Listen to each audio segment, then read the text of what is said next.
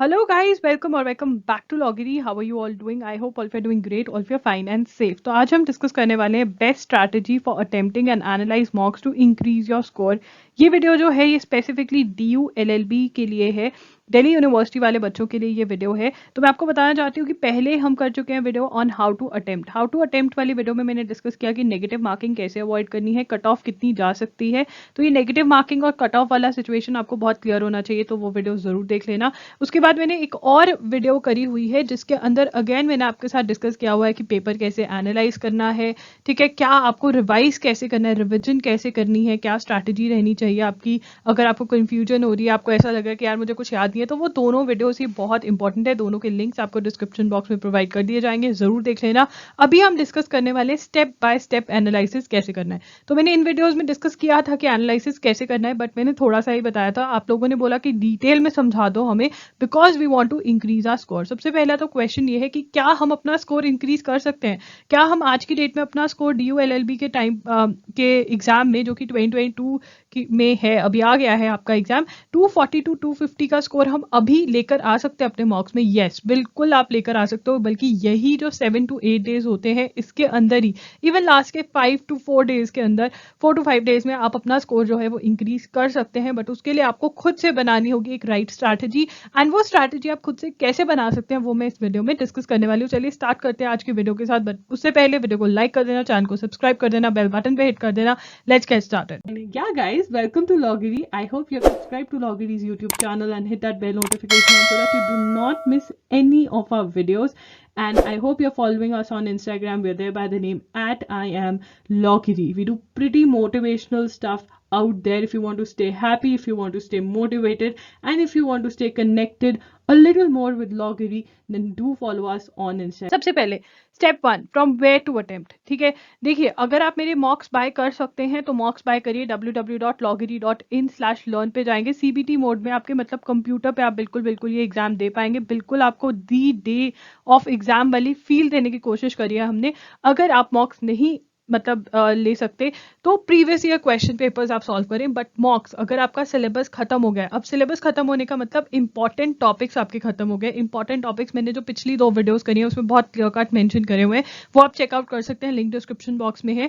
तो आप ये अज्यूम करके चलिए कि आपका सिलेबस कंप्लीट हो चुका है, ठीक है। तो अपना हाफ टाइम रिविजन पे लगाएं, मॉक्स पे लगाएं, और उसके बाद जो भी बचे हुए टॉपिक्स हैं वो करने की कोशिश करें, राइट। तो अगर आप मॉक्स कहीं से भी लें, बट मॉक्स जरूर अटेम्प्ट करें। एंड अगर आपको कहीं से नहीं बाय करने तो PYQs को उठाकर एज मॉक्स अटेम्प्ट कर लो, ठीक है ना। अटेम्प्ट करने की प्रैक्टिस करोगे तो बढ़िया रहेगा। ये नहीं होना चाहिए कि आप जब एग्जाम देने जाओ तो वो आपका फर्स्ट पेपर हो, नहीं, आपको प्रैक्टिस होनी चाहिए ताकि जिस दिन आप एग्जाम दे रहे हो उस दिन आपको नॉर्मल लगे, ऐसा कुछ अलग सा ना लगे, ठीक है ना। तो ये आप कर सकते हो। मेरे मॉक्स बाय करने तो link is going to be in the description box. Step 2, when to solve.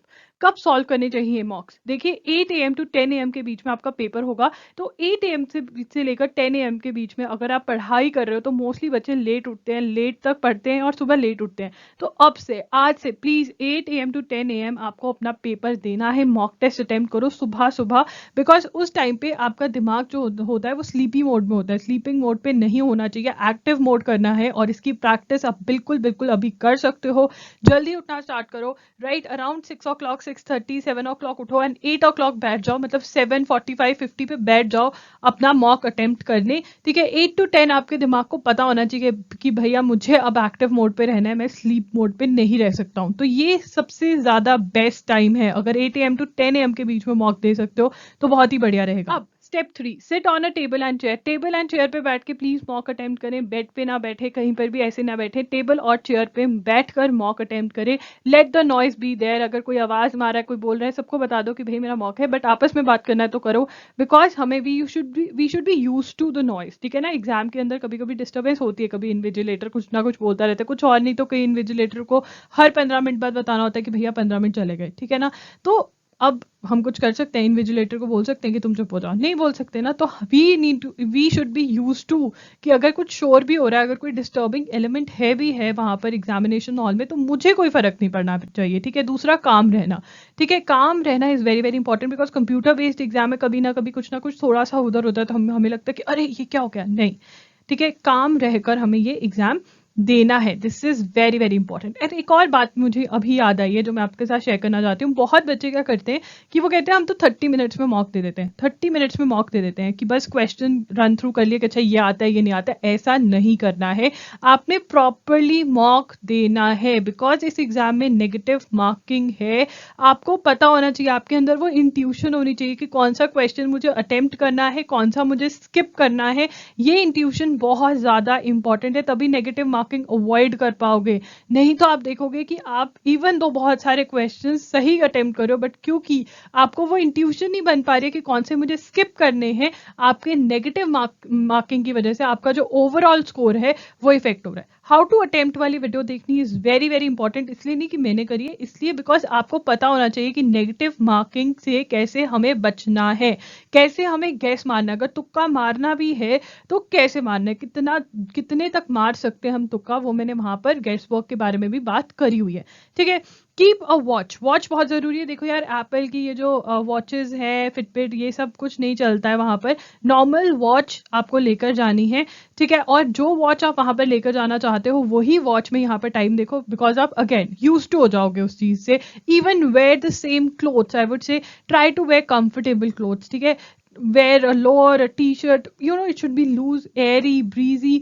मतलब वहां पे आप फैशन शो के लिए जा रहे हो, ठीक है, you should look good, but it should not be like आप टाइट टाइट क्लोथ्स डालकर जा रहे हो जिसमें यू आर नॉट कंफर्टेबल। ठीक है, अगर आप जीन्स में कंफर्टेबल नहीं हो, गो इन अ लोअर, एक अच्छा सा लोअर डालकर चले जाओ जो लूज है, ब्रीजी है, ठीक लग रहा है, जिसमें आपको कंफर्टेबल फील हो उसमें जाओ। ठीक है। 6, keep a notebook with you. Yes, आप इस नोटबुक के अंदर क्या नोट करेंगे, कुछ भी चीज अगर आ रही है जो आपको लग रहा है कि हाँ मुझे नोट कर लेनी चाहिए। फॉर एग्जाम्पल कोई ऐसा क्वेश्चन आ गया जो आपने कभी देखा नहीं, आपने वो टॉपिक पढ़ा है बट कोई नया क्वेश्चन आ गया है, ऐसा हो सकता है, वेरी कॉमन, इतने सारे क्वेश्चन है, मे बी आपने वो पॉइंटर नहीं कवर करा हो, तो उसको आप वन लाइनर में लिख सकते हो। या फिर क्योंकि आप यहाँ पे टाइम का भी हिसाब रख रहे हो, ठीक है, इट इज वेरी इंपॉर्टेंट कि आप देखो आप पेपर कितने टाइम में कर पा रहे हो। हाउ टू अटेम्प्ट वाली वीडियो देखो, उसमें डिस्कस किया हुआ है, राउंड्स में डिस्कस करा हुआ है कि कितने राउंड्स में पेपर करना है। तो आपको you need to make sure कि 2 आवर्स जो हमें दिए हुए हैं उसके अंदर मेरा पेपर बिल्कुल बिल्कुल खत्म हो रहा है, बल्कि 10 मिनट्स एक्स्ट्रा लेके चलो, आपका पेपर 1 आवर 45 मिनट्स में खत्म हो जाए और बाकी सारा टाइम आपके पास एक्स्ट्रा होना चाहिए, राइट। अब इस नोटबुक में क्या करो कि मान लो आपका क्वेश्चन 15 आया, अच्छा ये 15 मुझे नहीं पता क्या है, बट ये मैं बाद में देख लूंगी, तो आप फटाफट से 15 लेकर अपना करने लग जाओ पेपर। तो ये भी आप कर सकते हो कि पास में अपने एक नोटबुक या एक पेपर पेन रख लो, उसमें चीजें लिख सकते हो, बट डिटेल्ड एनालिसिस पेपर के बाद ही करो। ये वाला पार्ट जो है आप स्किप भी कर सकते हो, this is not important, because detailed analysis के अंदर भी आप ये सारी चीजें कर सकते हो, वो मैं आपके साथ डिस्कस करूंगी। How to analyse the mock. देखिए आपने बहुत ही, देखिए प्रैक्टिकल वे जो है मॉक्स को एनालाइज करने का, सबसे पहले हम क्या करेंगे, स्टेप 1 क्या है, कलेक्टिंग डाटा। डाटा इकट्ठा करना है। डाटा कैसे इकट्ठा करेंगे, आपने मॉक अटेम्प्ट कर लिया, सबमिट कर दिया, ठीक है, उसके बाद आ जाओ, अब मॉक को देखोगे ना कौन कौन से क्वेश्चंस अटेम्प्ट करे, वो रिव्यू करने का ऑप्शन हमेशा होता है। तो रिव्यू करने में मान लीजिए यहाँ पे आप इंडियन कॉन्स्टिट्यूशन एक टॉपिक है आपका, ठीक है ना, यहाँ पर आपने ऐसा सा बना लेना, इंडियन कॉन्स्टिट्यूशन है, ठीक है, मे बी यहाँ पे लॉजिक है, ठीक है, उसके बाद अब Indian constitution in itself is a topic, logic के अंदर मे बी कोडिंग डिकोडिंग है, ठीक है, फिर उसके बाद यहाँ पे आपका सीरीज है, ठीक है, डायरेक्शन सेंस टेस्ट है, ऐसे ऐसे क्वेश्चंस आते हैं ना। तो यहाँ पे आपने क्या करना है, फर्स्ट से स्टार्ट हो जाओ। अच्छा पहला क्वेश्चन इंडियन कॉन्स्टिट्यूशन का। अब यहाँ पर आपको एक और चीज करनी है, करेक्ट, इनकरेक्ट और स्किप, ठीक है, ये बनाना है, करेक्ट, इनकरेक्ट और स्किप। यहाँ पे भी आप अपना यहाँ पे आगे कर सकते हो कि इनमें बॉक्सेस बना लो, करेक्ट, इनकरेक्ट और वो वाले, ठीक है ना। और फिर मान लो यहाँ पे इंडियन कॉन्स्टिट्यूशन, अच्छा पहले 2 सही है, एक गलत हो गया, एक सही है, ये मैंने इनकरेक्ट हो गए 2, ऐसे आपने नोट करते रहना और एंड में आप टोटल कर लोगे, ठीक है ना। ऐसे क्या होगा, आप लंबी लिस्ट बना लो, जो जो टॉपिक्स आते जा रहे हैं, मेक श्योर करो कि जो ऐड होता जा रहा है उसके बारे में आप लिख ही जा रहे हो, एंड एंड में आपके पास एक डाटा इकट्ठा हो जाएगा, ठीक है। अगर कोई रिमार्क्स है, रिमार्क्स में क्या लिख सकते हो, फॉर एग्जाम्पल इंडियन कॉन्स्टिट्यूशन के अंदर जो मेरा ये इनकरेक्ट हुआ, आप लिख सकते हो सिली मिस्टेक, ठीक है, ये वाला topic not red, point not covered, ऐसा टाइप का कि यार ये मुझे आता ही नहीं था, अच्छा ये वाला पॉइंट नॉट कवर्ड है, तो मेरे पास एक जो एनालिसिस वाली बुक है उसके अंदर, नोटबुक के अंदर पीछे लिख लो कि अच्छा ये वाला जो पॉइंट है ये नया था, इसको नोट कर लिया, ठीक है ना। तो ऐसे आपको करना है। Write down any remarks with regard to a question, incorrect और स्किप क्वेश्चन के बारे में, स्किप क्यों किया, इनकरेक्ट क्यों हुआ, रीजन लिखो, ठीक है। रिविजन रिक्वायर्ड है उस टॉपिक की, जिस टॉपिक से वो क्वेश्चन बिलोंग करता है, आप यू आर फॉरगेटिंग थिंग्स और यू आर कंफ्यूज्ड। देखिए कंफ्यूजन के बारे में अगर मैं आपको बात करूं तो कंफ्यूजन, अगर तो वो सब्जेक्ट, वो जो टॉपिक है वो लर्निंग के बेस के ऊपर है, मेमोरी बेस्ड टॉपिक है, not learning, memory based topic है, ठीक है, तो अगर कंफ्यूजन हो रही है इसका मतलब रिवीजन थोड़ी करने की जरूरत है। बट अगर वो कॉन्सेप्ट बेस्ड टॉपिक है, अगर वो कॉन्सेप्ट बेस्ड टॉपिक है, इसका मतलब है कि हमें दोबारा से कहीं ना कहीं वो पढ़ लेना चाहिए। ठीक है ना। तो अगर मैथ्स के अंदर गलती हो रही है तो ठीक है, इसके अंदर मे बी आप कोई फॉर्मूला भूल गए तो मेमोरी बेस्ड गलती है, तो इसका मतलब रिवाइज कर लो। ठीक है, बट अगर हमें टॉपिक सॉल्व ही नहीं हो रहा है, मेमोरी का तो कोई चक्कर ही नहीं है इसके अंदर, तो कॉन्सेप्ट बेस्ड गलती है। तो आपको देखना है, आपको ये अपने आप जज करना है कि यार मैं रिवाइज करूं या फिर इसको दोबारा से पढूं। दोबारा पढ़ना है तो सेम से पढ़ सकते हो, बट अगर आपको लग रहा है कि वहां से अच्छे से कवर नहीं हो रखा है तो आप किसी और जगह से कवर कर सकते हो। Then you can ask me कि ये वाली हमारी गलती हो रही है, आप हमें बताएं कि हम जल्दी से कैसे कवर कर सकते हैं और हमारी प्रेपरेशन और अच्छे से कैसे हो सकती है, राइट।